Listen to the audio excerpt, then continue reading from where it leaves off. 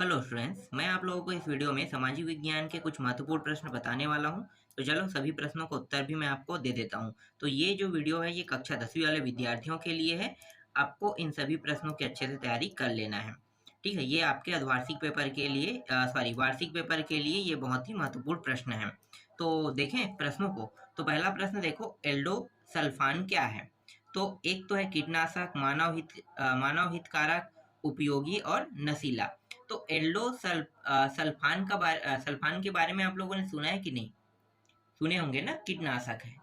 ठीक है, तो आपको थोड़ा सा दिमाग लगाना है और दिमाग लगा के आपको प्रश्नों का उत्तर आपको इस तरह से देना है।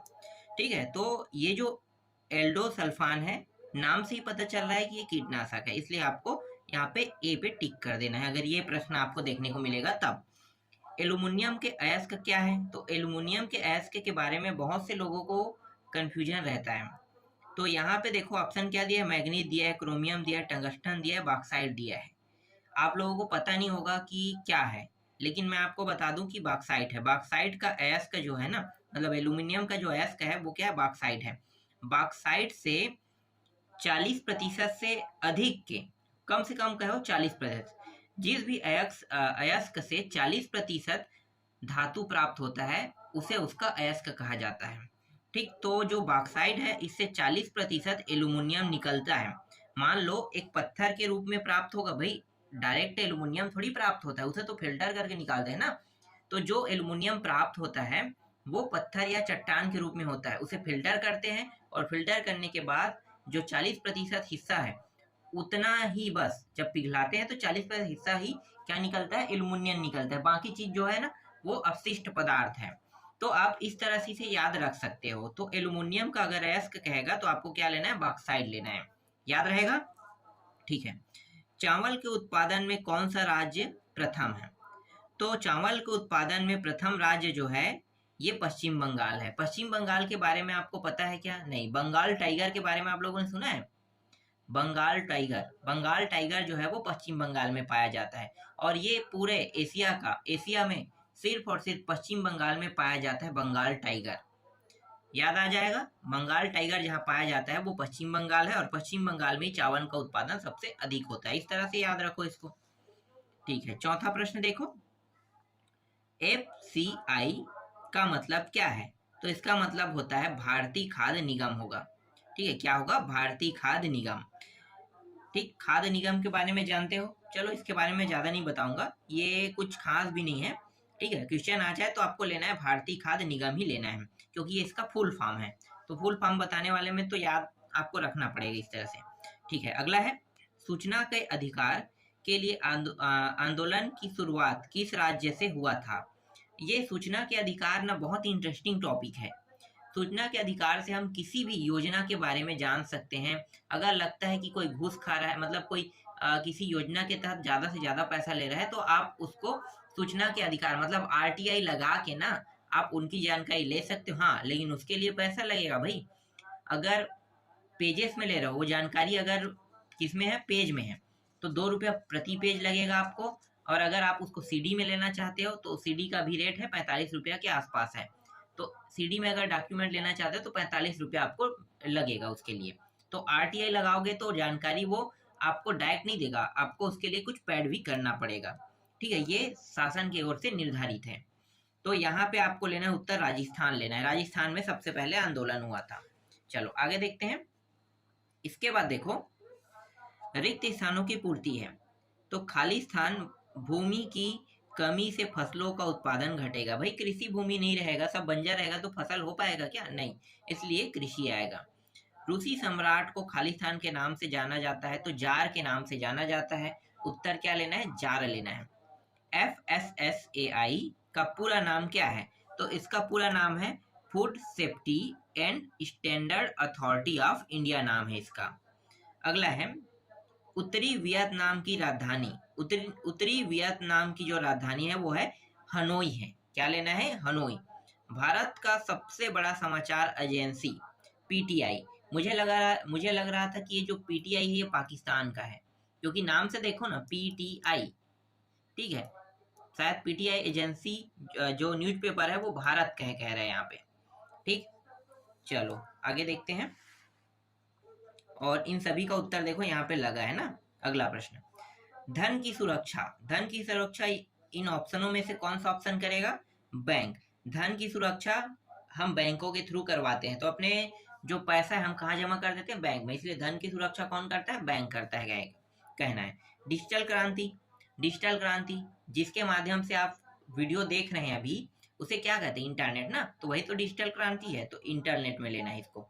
औसत आय। औसत आय के बारे में मैंने बताया था कि औसत आय को ही हम प्रति व्यक्ति आय कहते हैं।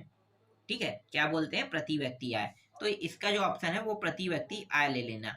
और फांसीवाद। फांसीवाद जो है एक दल का समर्थन करता है, और भारत को स्वतंत्रता अगर कहेगा ऑप्शन में, तो आपको सन 1947 लेना है। ठीक, चलो अब दो दो नंबर के प्रश्न देख लेते हैं। प्रश्न क्रमांक दूसरा में देखो, विकास क्या है अथवा विकास से क्या समझते हो? तो विकास के बारे में बताना है। देखो, विकास का मतलब क्या है कि अपनी जो जरूरत है, ठीक है, मैं मानव के बारे में बता रहा हूँ, फिलहाल देश के विकास के बारे में बताएंगे तो अलग तरीका है। ठीक है, अगर हमारी आवश्यकताएं पूरी हो जाती है और उससे ज्यादा हमारे पास कुछ जमा हो जाता है, पैसा भी मान लो, पैसा ही मेन होता है मेरे हिसाब से, तो भाई पैसा इंपॉर्टेंट है नदर देन अदर इम्पोर्टेंट, क्योंकि पैसा जो है ना वो सब चीज खरीद सकता है। आप स्वास्थ्य को भी खरीद सकते हो, लेकिन स्वास्थ्य को खरीदोगे कैसे? भाई आप योगा टीचर लगा दो ना, लाइफ में कभी बीमार नहीं पड़ोगे उसके बाद। तो पैसा का सही उपयोग करोगे तो एक सही तरीके से चलेगा। मतलब मेरे हिसाब से पैसा ही इंपॉर्टेंट है इन तथ्यों में, क्योंकि जीवन जीना भी इतना आसान नहीं है। बिना पैसे के जो जी पाए वो भी आसान नहीं है। तो समझ सकते हो कि बिना पैसे के तो जिया नहीं जा सकता है। मैं बहुत से लोगों को देखा हूँ, तकलीफ क्या होता है ये सब चीज मैं देखते रहता हूँ। ठीक है, तो बिना पैसे के तो जीवन जीना मुश्किल है। तो विकास का मतलब मेरे हिसाब से अगर मैं देखा जाए तो हमारी जो मेन आवश्यकता है उनकी हम पूर्ति कर लेते हैं, तब वो क्या हो जाता है? तब हम विकास कर रहे हैं। और उससे और अधिक अगर अर्जित कर ले तो विकास कर रहे हैं। ठीक है, ये क्या कह रहे हैं देखते हैं।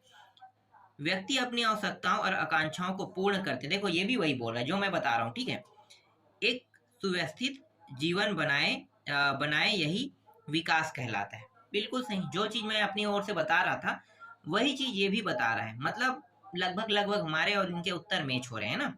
ठीक है, न्यू डील की घोषणा क्या थी? अब ये तो मैं नहीं जानता हूँ भाई न्यू डील की घोषणा क्या थी। चलो इसको पढ़ के देख लेते हैं। तो न्यू डील की घोषणा का जो कारण है ना, वो आर्थिक मंदी से ग्रस्त लोगों को राहत दिलाना था। ठीक है, राहत। और ये जो है ना, वित्तीय संस्थाओं में सुधार लाने का काम भी करना था इनका। फिर शासकीय जो निर्माण कार्य है, ठीक है, उनके द्वारा, ये शासकीय जो निर्माण कार्य है उनके द्वारा कराना चाहता था। और आर्थिक स्थिति को सुधारने का भी ये लोग क्या कर रहे थे? वचन लिए थे कि हाँ भाई हम आपकी आर्थिक स्थिति को भी सुधार देंगे। ठीक, तो ये आपको कुछ समझ में आया न्यू डील के बारे में? ठीक है, आर्थिक मंदी से मेन जो है आर्थिक मंदी से राहत दिलाना है। आगे देखो, चौथा है, कौन कौन से खनिज ऊर्जा के महत्वपूर्ण स्रोत है? खनिज ऊर्जा के स्रोत जैसे कि पेट्रोलियम है। पेट्रोलियम जो है ना, तेल है ना, प्राकृतिक गैस, तेल, कोयला, ये सब क्या है? यही तो है खनिज। ठीक है, और ऊर्जा के स्रोत जिससे हम क्या करते हैं? बिजली बनाते हैं, गाड़ी मोटर चलाते हैं।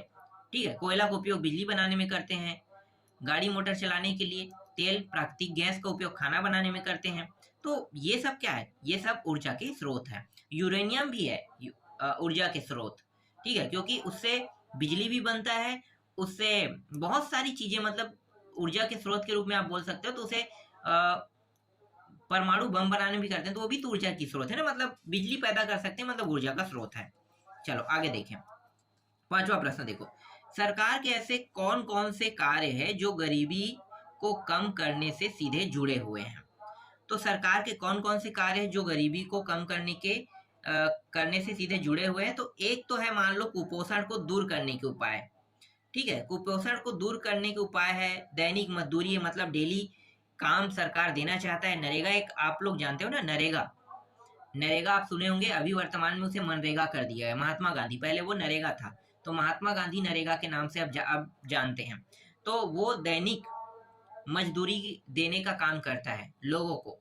तो उसमें 100 दिन के, एक जॉब कार्ड में 100 दिन का प्रावधान है। और छत्तीसगढ़ सरकार, ठीक है, छत्तीसगढ़ सरकार जो है 50 दिन एक्स्ट्रा देता है, तो कुल मिलाकर 150 दिन काम देता है। और जो ऐसे क्षेत्र है जैसे ST SC वाला वर्ग के लोग हैं, जैसे कि जंगली एरिया, तो वहां पे 150 दिन केंद्र सरकार देता है और 50 दिन राज्य सरकार अपनी ओर से अलग देता है, तो 200 दिन मिलता है। तो ये जो है ना दैनिक मजदूरी मजदूरी का काम दिलाने का काम करता है। और ये जो न्यूनतम मूल्य पर खाद्य पदार्थ है ना उनको भी देते हैं। जैसे आप सोसाइटी में जाते हो, बिल्कुल भाई, सोसाइटी का मेरा सोसाइटी कहने का मतलब है, कुछ लोग सोसाइटी नहीं जानते, कुछ लोग जानते हैं चावल वितरण प्रणाली के नाम से जानते हैं। तो गांव या शहर में चावल बांटते हैं ना राशन कार्ड के थ्रू, तो वही है न्यूनतम मूल्य। बहुत कम में सरकार जो है वो बहुत सी चीजें प्रोवाइड कराता है, ठीक है। और कुपोषण को दूर करने के लिए आंगनबाड़ी भी है, ठीक है। आंगनबाड़ी आप लोग जानते होंगे, आंगनबाड़ी में कुछ ऐसी चीज दिया जाता है, अगर मान लो कोई कुपोषित है ना तो उसको प्रोटीन वाला फूड दिया जाता है और उन्हें कहा जाता है कि इसे आपको खाना है। तो आंगनबाड़ी उसी के लिए मुख्य तौर पर खोला गया है। अब आजकल क्या होता है, बच्चों को, छोटे छोटे बच्चों को ले जाया जाता है आंगनबाड़ी में, और उन बच्चों को वहाँ पे ना वही न्यूट्रिशन दिया जाता है। इसलिए दिया जाता है कि हो सकता है बच्चे जो है वो अच्छे से खाना खा पी ना पाए, ठीक है, तो कुपोषित हो सकते हैं। तो उसके बारे मतलब उसको देख रेख करने के लिए वो लोग वहाँ पे ले जाते हैं। आजकल आंगनबाड़ी जो है ना शिक्षा का भी केंद्र बन चुका है, छोटे बच्चों को ना पढ़ाते भी आंगनबाड़ी में, तो बहुत अच्छा है। पहल के हिसाब से देखा जाए तो बहुत अच्छा पहल है, ठीक है। आगे देखो, छठवां प्रश्न क्या है। छठवां है, शीत युद्ध से आप क्या समझते हैं। शीत युद्ध वाला जो टॉपिक है मैंने बताया था ना, चलो देख लेते हैं इसका उत्तर क्या है। शीत युद्ध के बारे में देखते हैं। तो ये जो द्वितीय युद्ध के बाद जो निर्मित हुआ था ना एक वातावरण, तो इसमें क्या होता था कि जो आसपास के देश होते थे उनके साथ क्या होता था, तनाव बना रहता था, बनाव। और ऐसा प्रतीत होता था कि शक्तिशाली जो देश है उनके बीच युद्ध होने वाला था, पर युद्ध नहीं हुआ करता था। तो ये जो है ना युद्ध जब होता था तो मतलब ठंड के समय में होता है, जैसे अभी यूक्रेन और रूस के बीच में हो रहा है, तो आप उसे, युद्ध तो शुरू पहले से हुआ है ना, लेकिन शीत युद्ध का नाम ले सकते हो उसे। तो इसी प्रकार के युद्ध को हम क्या कहते हैं, शीत युद्ध कहते हैं।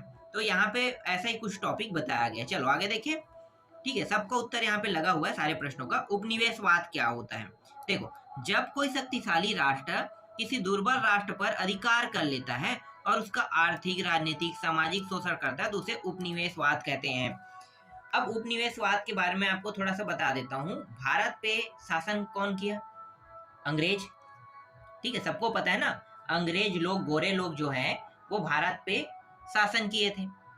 तो भारत देश जो है ना स्वतंत्र कब हुआ, 1947 में। ये भी पता होगा, 15 अगस्त, तभी तो हम मनाते हैं ना 15 अगस्त तो हम मनाते क्यों, क्योंकि 15 अगस्त के दिन हमारा देश आजाद हुआ था सन 1947 में। तो वही 15 अगस्त को हम हर साल इंडिपेंडेंस डे मतलब स्वतंत्रता दिवस के रूप में मनाते हैं। तो भारत उससे पहले क्या था, एक उपनिवेश था, ठीक है। क्या था, उपनिवेश था, क्योंकि सत्ता हम नहीं चलाते थे, सत्ता जो है ना इंग्लैंड के लोग चलाते थे, ठीक है। अंग्रेज जो है ना शासन चलाते थे और भारत के लोग पे राज करते थे। तो जितने भी जो आप आज के स्वतंत्रता सेनानी के नाम सुनते हो ना, आजकल जो सुनते हो, वो सब उस जमाने के थे। इन्हें आजाद कराने में वो लोग लगे हुए थे, ठीक है। तो थोड़ा आदर कर लिया करो, क्योंकि स्वतंत्रता सेनानी है तो आप लोगों को पता होना चाहिए। स्वतंत्रता सेनानी जो है इस अभी जो हम कंडीशन में है उस कंडीशन में लाने में उन्हीं की ही बहुत ही महत्वपूर्ण भूमिका है, ठीक। बहुत से लोग कहते हैं कि ये अच्छा नहीं है, वो अच्छा नहीं है, सबका, सबकी जो भावना है वो ना वो बहुत अच्छा था, क्योंकि वो लोग सबके सब हमें आजाद कराना चाहते थे। अब हम ही खराब है तो हम दूसरों को क्या कहें, ठीक। तो ये चीज आपको थोड़ा सा ध्यान देना है कि वो लोग अच्छे थे, क्योंकि वो लोग भारत देश को आजाद कराना चाहते थे। तो आजाद करने के बाद आपको बहुत सारी छूट मिला है, स्वतंत्रता मिल चुका है, आज आप जैसे रह रहे हो, आपको डिजिटल क्रांति, बहुत सारी चीज मिला है ना। तो ये सब बेनिफिट है अभी अभी आप लोगों के लिए। चलो आगे देखते हैं। इसके बाद सातवां है, हिंदू कोड बिल नहीं बनता तो क्या होता। उत्तर क्या लिखोगे, उत्तर लिखोगे पैतृक संपत्ति का लाभ नहीं मिलता। दूसरा है, बहुविवाह प्रथा से पारिवारिक अशांति हो जाता। तीसरा है, देखो ये बहुविवाह प्रथा क्या है, अगर मान लो किसी के पति की मृत्यु हो गया, जिन विधवा विवाह कहते हैं ना, तो बहुविवाह के रूप में आप देख सकते। बहुविवाह शायद वही है क्या, वही तो है, विधवा विवाह मतलब बहुविवाह होना चाहिए। मैं भी थोड़ा सा कंफ्यूज हो रहा हूँ, मेरे हिसाब से वही है, ठीक है। कुछ अलग अर्थ होगा तो आप लोग बता देना कमेंट में, ठीक। विधवा विवाह को हम बहुविवाह कह सकते हैं यहाँ पे। बच्चे को गोद लेने की अवैधता से अनाथ बच्चों को उद्धार नहीं हो पाता। ठीक, और चौथा है अंतरजातीय विवाह से सामाजिक अशांति हो जाती। ठीक है, तो इसलिए हिंदी कोड बिल नहीं बनता तो क्या होता, इसका उत्तर है, समझ लो। अगर ये बनता ही नहीं तो क्या होता। चलो आगे देखें। इसके बाद है अफ्रीका में मजदूरों को किन किन समस्याओं का सामना करना पड़ा, उससे राष्ट्रवादी भावना कैसे मजबूत बनी। अफ्रीका में अफ्रीकी और गोरे मजदूरों के बीच असमानता के भाव थे। इस भावना के कारण अफ्रीकी मजदूरों ने, देखो अंग्रेज अफ्रीका में भी चले गए थे ना, तो गोरे और काले का वहां पे क्या होता था, भेदभाव हो रहा था। तो उसके बाद क्या हुआ, फिर अपना संगठन बनाया और यह असमानता रेलवे, खादान, बंदरगाह प्रत्येक स्थान पर थी, जिससे अफ्रीकी मजदूरों ने एक आंदोलन का स्वरूप लिया। इसी से राष्ट्रवादी भावना विकसित हुई। 9वां प्रश्न देखो, विदेशी व्यापार और विदेशी निवेश में अंतर स्पष्ट कीजिए, कह रहे हैं। तो ये विदेशी व्यापार और विदेशी निवेश क्या होता है। देखो व्यापार के बारे में आपको ऐसे ही बता सकता हूँ, ठीक है। विदेशी व्यापार तो पुराने जमाने के बारे में चर्चा कर लेते हैं, जब सिंधु घाटी सभ्यता था। आप लोगों को तो पढ़ाया नहीं जाता है सिंधु घाटी सभ्यता, चलो मैं आपको वहां पे बता देता हूँ। तो वहां पे ना रेशम का अनाज और रेशम का क्या होता था, व्यापार होता था। जैसे भारत मान लो अनाज देता था तो दूसरे देश क्या करते थे, रेशम देते थे। दूसरे देश अगर रेशम देते थे तो वो अनाज देते थे। इस प्रकार से विदेशों के साथ व्यापार होता था, ठीक है। अन्य के साथ सोना चांदी इनका भी व्यापार होता था। ये आपको समझाने के लिए बता रहा हूँ, ठीक है। तो इस तरह से व्यापार होता है, ये व्यापार कहलाता है। अब ये निवेश क्या कहलाएगा। निवेश का अर्थ होता है किसी कंपनी का हिस्सा ले लेना, ठीक है। उस कंपनी का हिस्सा लेना ही निवेश कहलाता है। कैसे, मान लो मैंने एक कंपनी खोला, ठीक है, लेकिन मेरे पास उस कंपनी को चलाने के लिए पर्याप्त पैसा नहीं है। मुझे मान लो 100 मजदूरों की आवश्यकता है। मजदूर तो ठीक है, कंपनी में और पैसा लगाना है, ठीक है, तो ये भी दिक्कत है। तो मेरे पास उस कंपनी को चलाने के लिए पैसा नहीं है, तो मैं क्या करूंगा, मैं उस कंपनी का कुछ हिस्सा बेच दूंगा। तो मैं कहूंगा कि इस कंपनी का 60% हिस्सा मेरे पास रहेगा, 40% को मैं बेच रहा हूँ। तो जो खरीदना चाहता है उसे ही हम कहते हैं निवेश कहते हैं। हमारे कंपनी के साथ जो जुड़ेंगे वो लोग क्या कर रहे हैं, निवेश कर रहे हैं। ये कहलाता है निवेश कहलाता है। समझ में आ गया निवेश क्या होता है, ठीक है। आप यहाँ से भी पढ़ सकते हो, ये अपने तरीके से बताएगा और मैं अपने तरीके से बताऊँ, लेकिन मैं आपको वही समझा रहा हूँ जो व्यापार और निवेश के बारे में बताया गया है, ठीक है। आगे देखें। इसके बाद देखो यहाँ पे अगला जो टॉपिक है वो है परमाणु बम से होने वाले भयानक नुकसान के बारे में लिखिए। एक तो है सभ्यता का विनाश, जहाँ पे गिरता है वहां पे तबाही मचा देता है, तो वो जगह ही तबाह हो गया, तो एक सभ्यता भी नष्ट हो गया समझो, ये इनका कहना है। दूसरा, मानव संसाधनों की समाप्ति हो जाएगा। मान लो वहां पे पेड़ पौधे है, बहुत सारे जीव जंतु है, अगर वहां पे परमाणु बम गिरा दे क्या होगा, वो नष्ट हो जाएगा ना। तो मानव संसाधन भी तो खत्म हो गया। पेड़ मानव संसाधन में आ रहा था, जल मानव संसाधन में आ रहा था, जो जीव जंतु वो भी आ रहे थे, ठीक है। पशु चारक के रूप में कुछ तो हो रहा होगा, हो सकता है, तो ये समाप्त हो जाता है। फिर गर्भस्थ शिशु के लिए खतरा।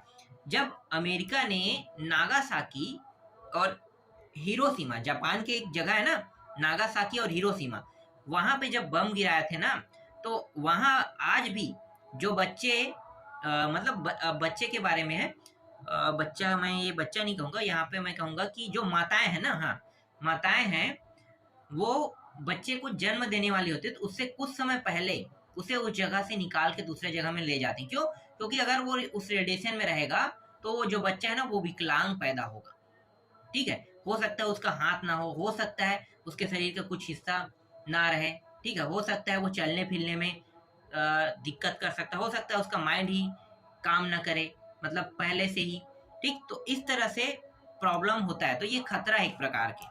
तो इसीलिए ना इसे क्या बताया गया, परमाणु बम को खतरा बताया गया, नुकसानदायक बताया गया। इसके बाद कैंसर जैसे रोगों की उत्पत्ति, बिल्कुल होगा, रेडिएशन होगा वहां पे, कैंसर जैसे रोग होंगे और देश के विकास में बाधक भी उत्पन्न होगा। चलो आगे देखते हैं। अब चर्चा नंबर के प्रश्न में आता है। अभी तो हमने 2 नंबर 3 नंबर के प्रश्न देखा ना, ठीक। अब देखो चर्चा नंबर के प्रश्न। चर्चा नंबर के प्रश्न में देखो, निम्नांकित तालिका में कुछ नाम दिए हैं, उनके नाम मिट्टी का उपयोग किस प्रकार किया जाता है बताइए। देखो कुम्हार क्या करता है मिट्टी का घड़ा बनाने के लिए, तो मैं ऐसे ही बता सकता हूँ कि यहाँ पे घड़ा बर्तन सब बनाने के लिए करता है। किसान क्या करता है, फसल बोने के लिए। मूर्तिकार क्या करेगा, मूर्तिकार जो है मूर्ति बनाने के लिए। और ये जो उद्योगपति है, उद्योगपति क्या करेगा, उद्योगपति जो है वो बहुत सारी चीज कर सकते हैं, उद्योग धंधे लगा सकता है इसमें मिट्टी में, ठीक है। मतलब जो जमीन है वही तो मिट्टी है ना, तो उसमें उद्योग धंधे लगा सकता है। और गांव की महिला क्या करेगा, उस मिट्टी को ला के घरों के लिए लिपाई पुताई का काम कर सकता है, ठीक, या छपाई का काम करता है। ये तो आप लोगों ने देखा है ना, तो आप बता सकते हो। ये तो बहुत आसान प्रश्न है। ठीक है, आगे देखते हैं। इसके बाद एक अथवा प्रश्न दिया हुआ है। अथवा प्रश्न देखो क्या दिया हुआ है यहाँ पे, भूमि उपयोग 2011 प्रदर्शित किया गया है, इस चार्ट का अध्ययन कर और संलग्न प्रश्नों के उत्तर दे कह रहा है। देखते हैं भाई, यहाँ पे चार्ट दिया है, क्या कहना चाहता है। देखो ये कुछ इस प्रकार से बता दिया है यहाँ पे चार्ट में, जैसे कि 1% उपवन भूमि है, 46% है, 3%, 10%, 8 और 9 ये अकृषि परती बंजर भूमि और चराई भूमि के बारे में बताया गया। ठीक है, क्या करना है अब इसके बारे में। यहाँ पे देखो दूसरा वाला है ना, इसमें थोड़ा अलग बताया गया। उपवन को 0 कर दिया कृषि, फिर यहाँ पे थोड़ा अलग अलग तरीके से बांट दिया है। ठीक, अब इनके बारे में यहाँ पे हम कुछ लिख लेते हैं। तो उत्तर में क्या लिखोगे, देखो संपूर्ण भारत की तुलना में छत्तीसगढ़ में किसी भूमि का प्रतिशत अधिक है और और किसका कम है, इसके बारे में बताना है। तो इसका उत्तर देखो क्या बताना है। छत्तीसगढ़ में वन भूमि चराई भूमि का प्रतिशत अधिक है तथा कृषि भूमि उपवन भूमि बंजर भूमि और परती भूमि का प्रतिशत कम है। दूसरा है किस प्रकार की भूमि संपूर्ण भारत की तुलना में छत्तीसगढ़ में आधी है। तो दूसरा उत्तर लिखोगे परती भूमि संपूर्ण भारत की तुलना में छत्तीसगढ़ में आधी है। तीसरा प्रश्न है किस प्रकार की भूमि का प्रतिशत भारत की तुलना में छत्तीसगढ़ में दुगना है। तो उत्तर लिखोगे वन भूमि का प्रतिशत दुगना है। इसके बाद चौथा जो है वो है छत्तीसगढ़ में किस प्रकार की भूमि का प्रतिशत सर्वाधिक है। तो छत्तीसगढ़ में वन भूमि का प्रतिशत सर्वाधिक है, ये लिखना है। ठीक, चलो आगे दिखाता हूं। इसके बाद ये रहा, ठीक, 12वां प्रश्न देखो, जब महिलाएं कारखानों व दफ्तरों में काम करने लगी तो परिवार और राजनीति में उनकी भूमिका में क्या बदलाव आए। अब बताओ, अपने मन से सोच के भी बता सकते उत्तर, क्या बदलाव आए जब राजनीति में प्रवेश किए, दफ्तरों में काम किए। तो चलो इसको पढ़ लेते हैं। आप लोगों को पता है, मुझे भी पता है, लेकिन मैं जो दूंगा वो थोड़ा सा कठोर रहेगा ना, इसलिए हम इन्हीं का उत्तर ले लेते हैं। ये कम से कम थोड़ा सा सरल और व्यापक तो बताएगा। देखते हैं, महिलाएं कारखानों और दफ्तरों में काम करने लगी तो वे अपने आपको सामाजिक रूप से जिम्मेदार महसूस करने लगी। पुरुषों के अभाव में पारिवारिक जिम्मेदारियों ने उन्हें स्वतंत्र विचार करने की प्रेरणा प्रदान की। महिलाओं की बदलती हुई भूमिका को देखते हुए उन्हें यह प्रतीत हुआ कि उन्हें वोट डालने का अधिकार मिलना चाहिए। इस प्रकार परिवार व राजनीति में इस प्रकार परिवार एवं राजनीति में उनकी भूमिका में परिवर्तन हो गया, अपने अधिकारों व हितों की रक्षा लेकर सचेत हुए। ठीक है, तो ये चीज बताया गया है। अब मैं आपको जो बताना चाहता था, चलो थोड़ा ठोस और कठिन बताने वाला हूँ ना। देखो बहुत से अच्छे काम भी हुए हैं, महिलाओं की जो महिलाएं जो है वो काम कर रही है, तो बहुत सारे अच्छे काम हुए हैं। कई जगह तो महिलाएं हैं घर चला रहे हैं, लेकिन कुछ जगह ऐसे हो गए कि जहाँ पे ज्यादा शिक्षित हो गई ना महिलाएं, वो लोग मतलब लड़के वाले की जो माता पिता है उसको कुछ नहीं समझते, या कुछ थोड़ा सा विवाद हो जाए तो झगड़ा करने लगते हैं कि अलग रहना है हमें, और अलग नहीं है तो आप, अब मैं तो कमाने लगी हूँ तो आप तलाक दे दो। तो इस प्रकार की स्थिति भी होने लगी है। थोड़ा सा ये दुखदायी नहीं है कहो तो ऐसा नहीं होना चाहिए भाई। जब आप अपने माता पिता के साथ अच्छे से रह रहे थे, जब आप अपने माता पिता के घर में थे, तब तो आपको थोड़ा सा कंप्रो करना पड़ेगा। अगर मान लो आपका भाई खाना भी तो बनाना पड़ता है ना, तो खाना भी तो बनाना पड़ेगा। जरूरी नहीं है चलो आप रोज बना रहे हो तो एक दिन आप अपने हस्बैंड को बोल दो, अगर उसे आता है तो वो बना देगा। तो कुछ चीजों में कंप्रो करना पड़ता है, बिना कंप्रो के जीवन नहीं चलता है। और मैंने बहुत से लोगों को देखा है, पढ़े लिखे लोगों को, कि जो तलाक ले लेते हैं बहुत जल्दी, और ये अक्सर लड़कियों के माध्यम से होता है। लड़की जो काफी तंग करते हैं, तो ज्यादा पढ़े लिखे लड़की जो है वो तंग करने लगता है और तलाक ले लेते हैं। तो उनको भी सेटिस्फाई करना पड़ता है, और सेटिस्फाई उनको होना पड़ेगा। मतलब अपने आप को ना दिखाना नहीं है वैसे कि मैं खुद के दम पे कमा सकती हूँ, खुद के दम पे कुछ कर सकती हूँ, तो ये नुकसान है यहाँ पे। ठीक, ये मेन टॉपिक है जिसपे मैं चर्चा करना चाहता था। ये वाकई में बहुत खराब चीज है, तो ऐसा नहीं होना चाहिए। मैं ये नहीं कह रहा हूँ कि ऐसा, क्योंकि आप लोग भी जुड़े हुए हैं मेरे साथ, ठीक है, तो बहुत सारे हैं, तो बहुत सारे बच्चे जुड़े हुए हैं, लड़के भी हैं लड़कियां भी हैं, ठीक। तो जो नुकसान है वो चीज मैं बता रहा हूँ, ऐसा होना नहीं चाहिए सर, दोनों को कंप्रो करके ही रहना चाहिए। चलो आगे देखें। इसके बाद वर्साई की संधि कब, किन राज्यों के मध्य हुई थी, इस संधि की प्रमुख शर्तें कौन सी थी। तो वर्साई की संधि के बारे में बात कर लेते हैं। उत्तर क्या है, 25 जून सन 1919 को जर्मनी के साथ ब्रिटेन, फ्रांस और अमेरिका ने वर्साई की संधि की। इस संधि की प्रमुख शर्तें इस प्रकार थी। वर्साई की संधि के बारे में आप लोगों को पता है ना, जर्मनी, ब्रिटेन और फ्रांस, अमेरिका ने वर्साई की संधि की थी। जर्मनी वो हिटलर वाला, जानते हो आप लोग, कहानी सुने हो ना, हिटलर, ठीक है। हिटलर जो है, जो प्रथम विश्व युद्ध है, द्वितीय विश्व युद्ध है, इन सब के बारे में, तो जो वर्साई की संधि जो है प्रथम विश्व युद्ध का परिणाम है। प्रथम विश्व युद्ध हुआ था ना, तो जर्मनी हार गया था, और जर्मनी जो है पूरा विश्व को जीतना चाहता था, लेकिन वैसा नहीं हो पाया, हार गया। तो देखो कितना, मतलब इसके ऊपर थोपा गया है, देखते हैं। अब वर्साई की संधि में बताएगा कि हिटलर, कहा जाता है कि हिटलर जो है ना कई दिनों तक रोया था, उसकी मृत्यु ऐसे नहीं हुई थी, रो रो के ना उसके आंख की रोशनी चली गई थी, इतना रोया था कि उनसे बहुत सी चीज छीन लिया गया था। इसमें बताया गया कि क्या क्या चीज छीन लिया गया है। तो देखते हैं अब इसकी स्टोरी, बहुत मजेदार है। तो वर्साई की संधि के बारे में पहला पॉइंट पढ़े, देखो कब हुआ था, 25 जून सन 1919 को जर्मनी, ठीक है, जर्मनी हार गया था, तो ब्रिटेन, फ्रांस और अमेरिका, ये देश जो है इनके साथ लड़ा था, जर्मनी के साथ। और जर्मनी के साथ भी धुरी धुरी राष्ट्र आप लोगों ने सुना है, मित्र राष्ट्र। तो ये जो ब्रिटेन है, फ्रांस है और अमेरिका है, धुरी राष्ट्र है, और जर्मनी क्या है, मित्र राष्ट्र है। हाँ सॉरी, ये धुरी राष्ट्र है, ये मित्र राष्ट्र है, ठीक है, तो इनके बीच हुआ था। इस संधि की प्रमुख शर्तें थी कि हर्जाने के रूप में जर्मनी को 66 लाख पाउंड की राशि देने का दायित्व सौंपा गया था। देखो कितना पैसा ले रहा है, अभी देखो अभी क्या क्या लेने वाला है जर्मनी से। जर्मनी ने जिन देशों की भूमि पर अधिकार किया वे उन्हें लौटाई जाएगी, उनसे भूमि को भी लौटाने के लिए कहा, लौटा भी दिया। अगला है फ्रांस का अल्सास और लॉरेन क्षेत्र जर्मनी फ्रांस को लौटाएगा। ये फ्रांस की जगह के बारे में बात कर रहे हैं, ये भी गया इनसे। अगला है जर्मनी का पूर्वी हिस्सा पोलैंड को लौटाया जाएगा। अब देखो अभी तक जितने जगह को कब्जा किया था उतने को लौटा रहे थे ना, अब जर्मनी से ही उनका हिस्सा छीना जा रहा है। मतलब अपने देश से ही अपना हिस्सा, ठीक है, जिनको कब्जा किया उन्हें तो दे सकते हो, लेकिन अपना हिस्सा थोड़ी दोगे। ठीक है, भारत देश के हैं, और भारत में अगर मान लो जम्मू कश्मीर को मांगेगा पाकिस्तान, हम देंगे? बिल्कुल नहीं देंगे भाई, हमारा हिस्सा है और तुम हमसे ही मांग रहे हो, तो हम कैसे दे सकते हैं? ये वही बात है।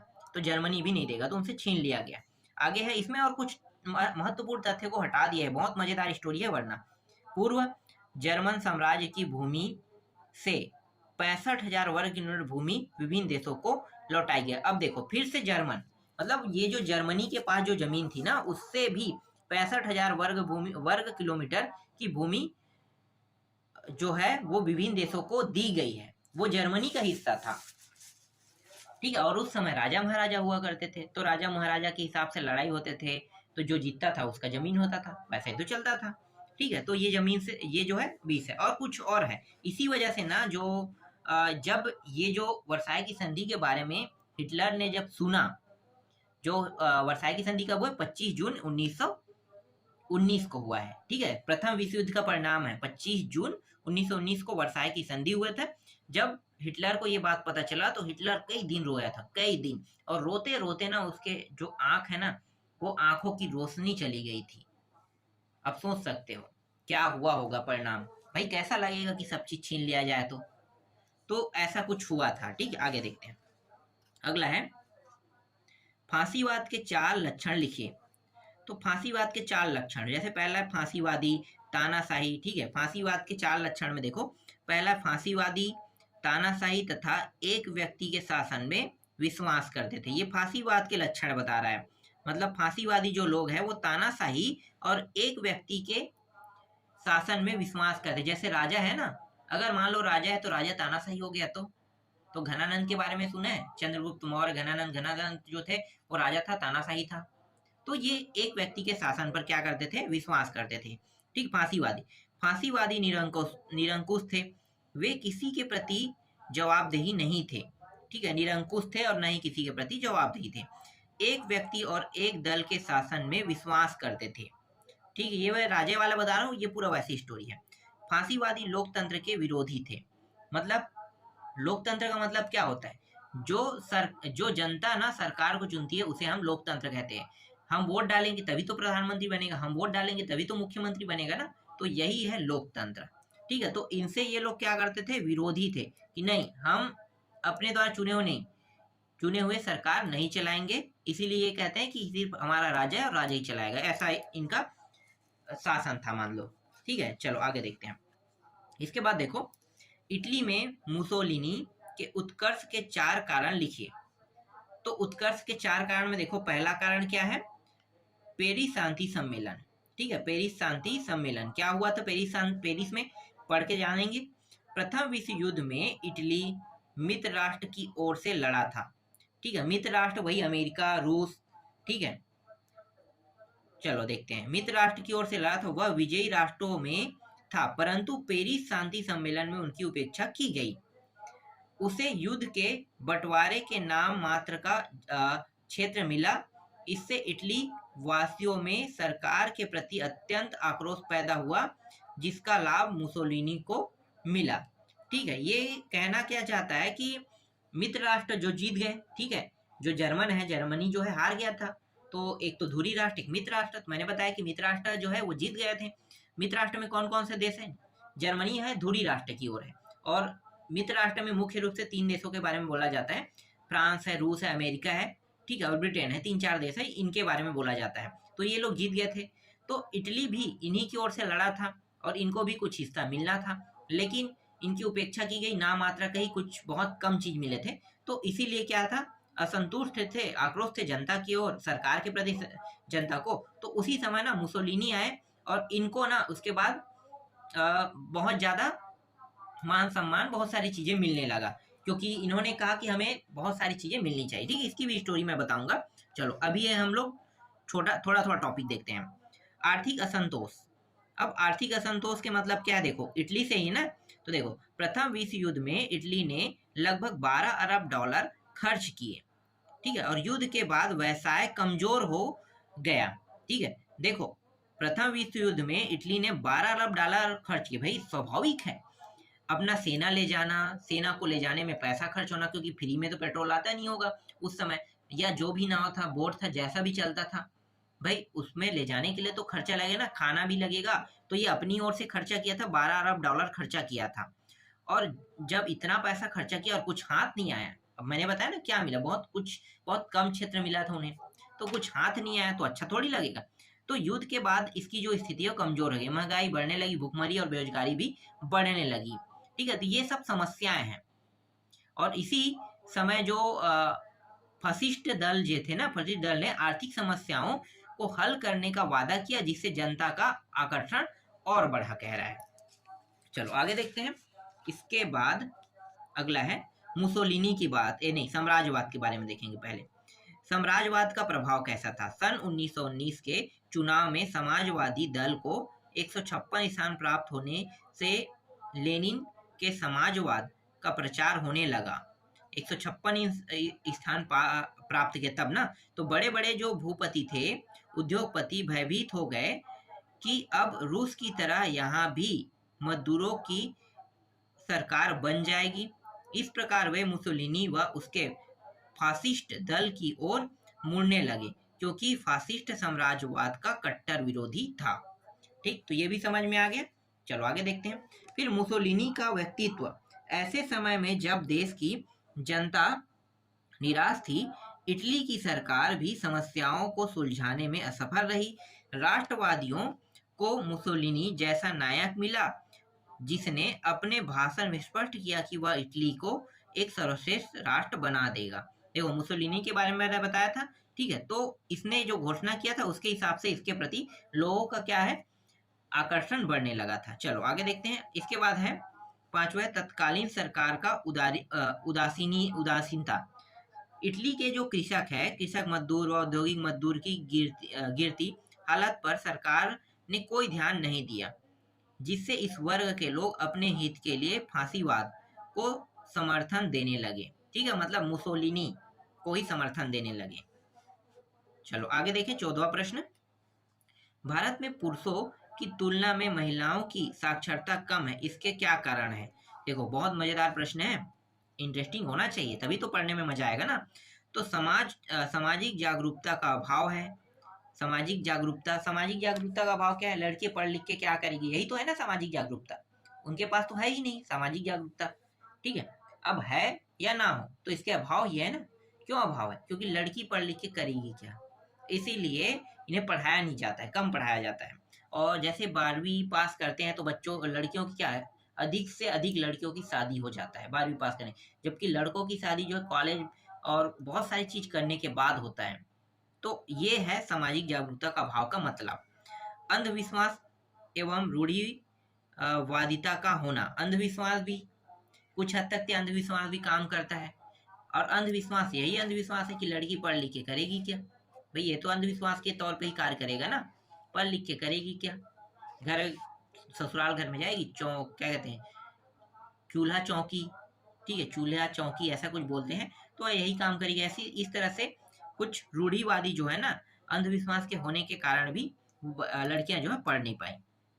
ठीक है, महिलाएं गरीबी के कारण, और कुछ भी गरीबी कारण है, गरीबी के कारण में तो आज सरकार जो है कुछ हद तक के तो फ्री कर दिया, 8वीं तक तो चलो मान लो कोई पैसा नहीं देना पड़ेगा कहता है, तो गरीबी के कारण भी नहीं पढ़ पाते हैं, और बुक बुक सब चीज फ्री कर दिया, तो अब 8वीं तक तो सिंपल वो लोग पढ़ लेते हैं, पहले इतना भी नहीं पढ़ पाते थे। ठीक है, तो ये पहले जमाने में गरीबी के कारण भी माने जाते हैं।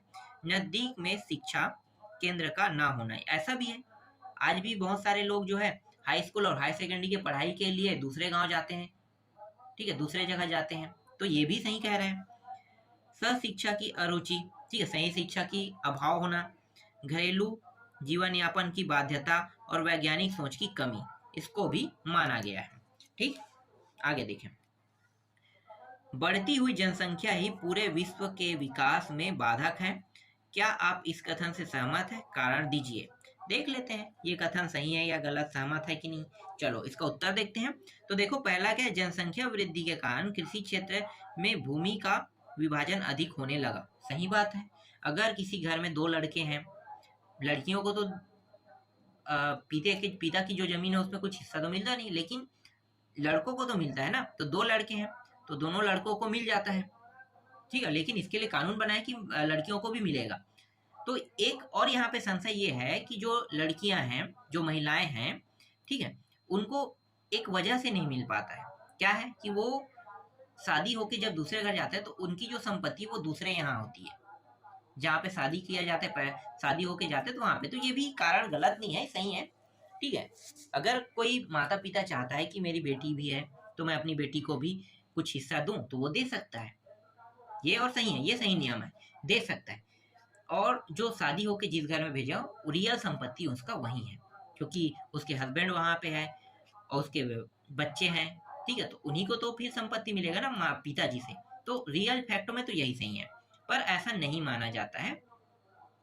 सरकार जो है एक विधेयक पारित कर दिया है जिसमें कह दिया कि पिता की संपत्ति में महिलाओं के भी, मतलब जो उसके बच्चे हैं, जो महिलाएं हैं, उनका भी उसमें हाथ रहेगा, ये लोग बता दिए हैं। ठीक है, पर ये गलत है थोड़ा हद तक, सही तरीके से सोचा जाए तो ये सही फैक्ट है जो मैं बता रहा हूँ।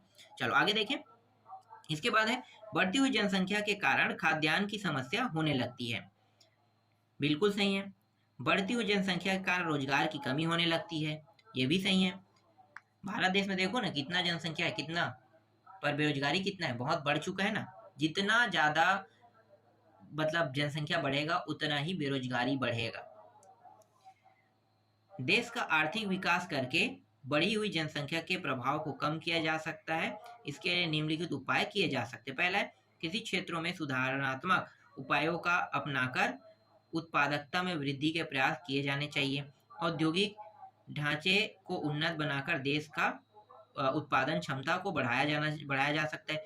समाचार साधनों और परिवहन सुविधाओं को बढ़ाकर देश की आर्थिक स्थिति को सुधारा जा सकता है।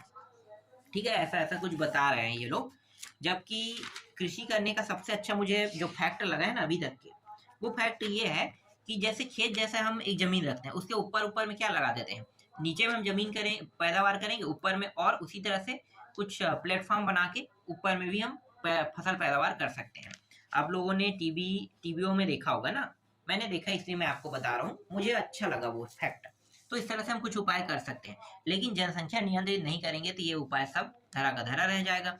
एक समय ऐसा आएगा कि खाने के लिए कुछ भी नहीं होगा। जैसे अभी अफ्रीका जैसे देश है, अफ्रीका में, ठीक है, वहाँ पे खाने के लाले पड़े हुए हैं, और कुछ ऐसे देश भी हैं जहाँ पे बच्चे ज़्यादा पैदा कर लिए हैं, ठीक है। अभी अफगानिस्तान में भूकंप आया था कुछ समय पहले की बात है, तो वहाँ पे एक व्यक्ति बता रहा था कि उनके 8 बच्चे हैं, और 8 बच्चे हैं, अब उनके पास खाने के लिए भी कुछ भी नहीं है, उनका घर भूकंप में टूट गया।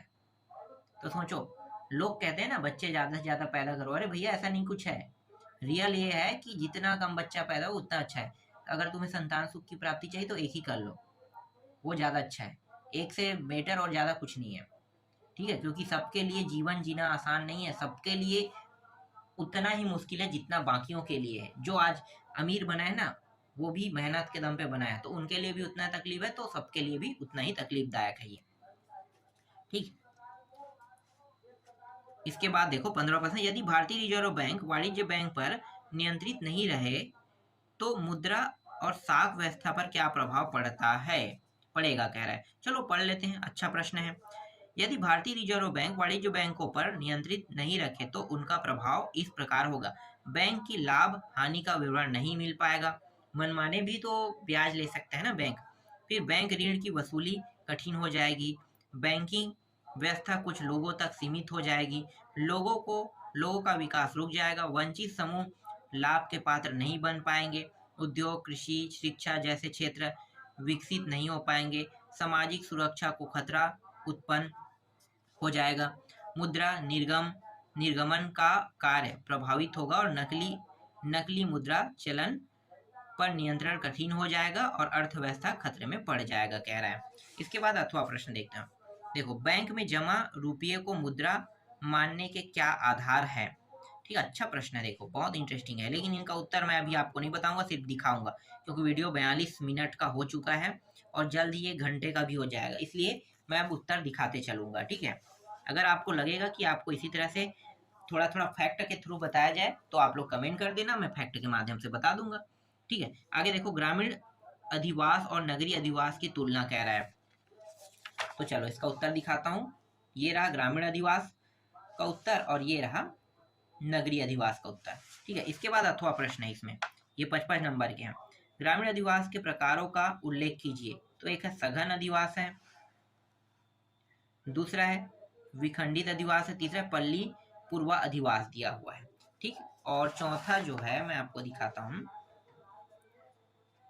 प्रकीर्ण अथवा बिखरे अधिवास है, और पांचवा जो है वो अरीय त्रिज्या प्रतिरूप दिया हुआ है। फिर 17वां प्रश्न है, भारत के राष्ट्रपति की शक्ति का व कार्यों की संक्षेप में विवेचना कीजिए कह रहा है, ठीक है। तो देख लेते हैं क्या क्या, कार्यपालिका की शक्ति, वैधानिक शक्ति, ये सारी चीज लिखना है आपको, ठीक है। एक जो टॉपिक है ये है कि कार्यपालिका की शक्ति है, ठीक है, इसके बारे में दिखा रहा हूँ, ये 3 टॉपिक काफी है, आप इसको लिख सकते हो, ठीक है, 3 टॉपिक तक के काफी है।